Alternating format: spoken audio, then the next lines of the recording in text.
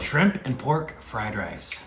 Go on, hit like and subscribe. So I like to use these par-cooked microwave rice packages, or you can just use day-old white rice.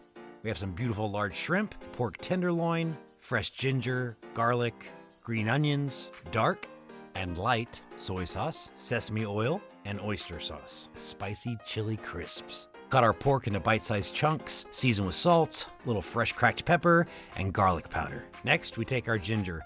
Peeling it with a spoon is the best way to minimize waste. Now chop it up real nice. Grab your garlic and coarsely chop as well. Go ahead and slice those green onions. Now heat up a couple tablespoons of high heat oil.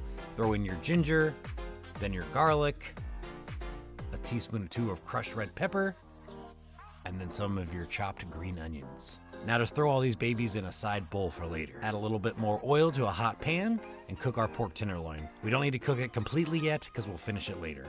We seasoned our shrimp with salt and pepper, and now we sear those babies off. Nom, nom, nom. Scramble a couple eggs, add a little salt, and cook them up.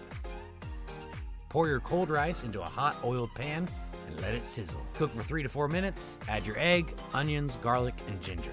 Drizzle with soy sauce, light soy sauce, and sesame oil.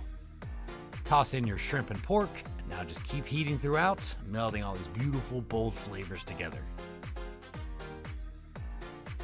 Finally, drizzle with a little oyster sauce, more fresh green onions, and this baby is done.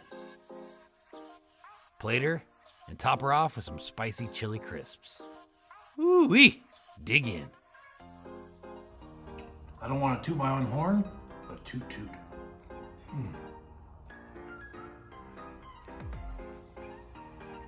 Go ahead, hit like and subscribe. Share with your friends so I can keep making these videos.